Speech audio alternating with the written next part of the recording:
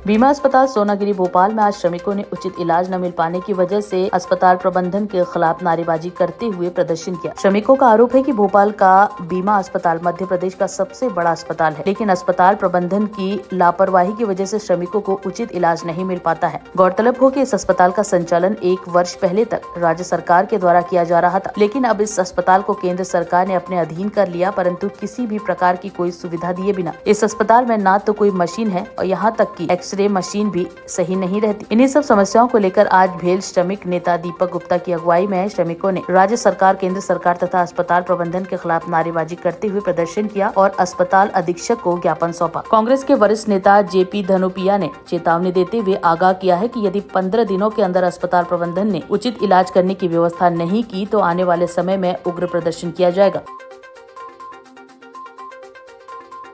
ये जो बीमा अस्पताल है, ये तत्कालीन प्रधानमंत्री स्वर्गीय श्री पंडित जवाहरलाल नेहरू द्वारा सन 24 फरवरी सन 1952 में स्थापित किया गया था कर्मचारियों की सुविधाओं के लिए।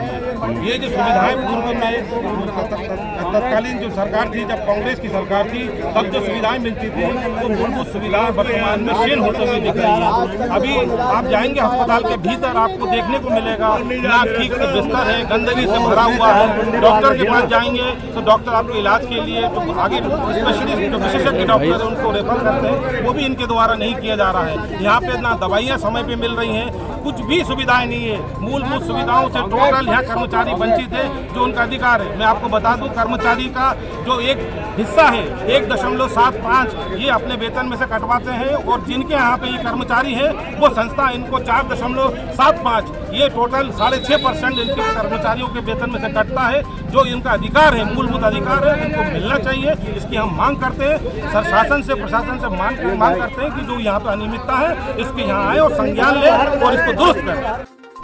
ये भोपाल के लगभग 12 लाख परिवार जो इस ESI से जुड़े हुए हैं, उनके इलाज में जो परेशानी आ रही है, ये 1 साल पहले ये अस्पताल केंद्र सरकार के हाथों में सौंप दिया है, और उसको सौंपने के बाद से इस अस्पताल की व्यवस्थाएं एकदम चरमरा गई है।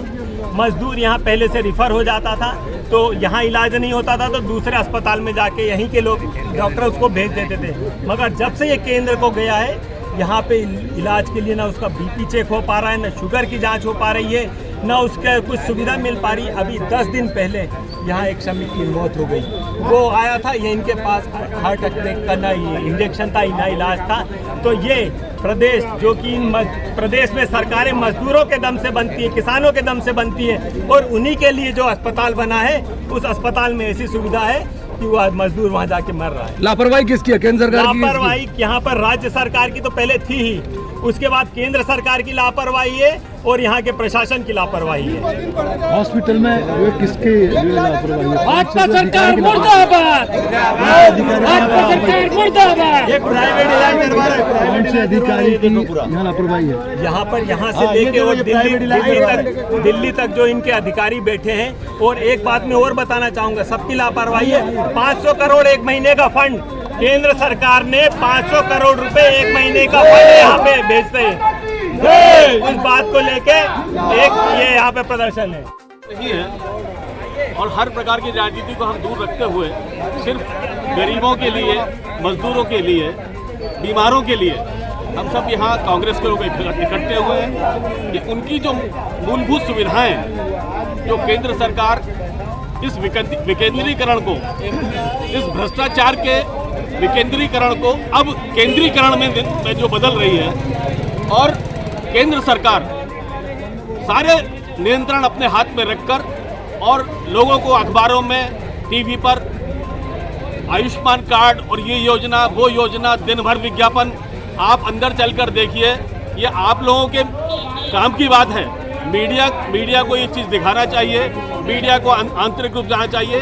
ये सारे कर्मचारी जिनके पास स्टेथोस्कोप नहीं है सही ढंग का, जिनके पास किसी प्रकार की कोई जांच की सुविधा नहीं है, दवाइयाँ नहीं है, ऐसी स्थिति में ये लोग अपनी नौकरियों को बचाने के लिए डरे सहमे जो भी इनके पास दवाइयाँ मिल जाती हैं, जो भी इनके पास व्यवस्थाएं छोटी मोटी हैं, उनसे इलाज करने की कोशिश करते हैं। कई मौतें हो जाती हैं, कई लोग यहाँ से हताश और निराश होकर चले जाते हैं। और किस किस तरह से लोग अपना जीवन जी रहे हैं, कितना दुख का कारण है ये केंद्र सरकार को, नरेंद्र मोदी जी को, अमित शाह को दिखाई नहीं दे रहा है। मोहन यादव मुख्यमंत्री हैं लेकिन पंगु हैं, वो कुछ नहीं कर पा रहे यहाँ। ये बड़ा दुख का विषय है। आप सबके माध्यम से मैं मांग करना चाहता हूँ कि यहाँ सारे कर्मचारियों को जो इन्होंने बीमा योजना बना रखी है, ये फर्जीवाड़े को बंद कर किसी तरह से सबका उचित इलाज हो। लगाते हुए लोगों ने आज प्रदर्शन किया आपको हॉस्पिटल में, लापरवाही कोई भी नहीं। उनका ये कहना बाहर 50-60 लोग जो आंदोलन जो कर रहे हैं, चलना छोड़ कर रहे हैं।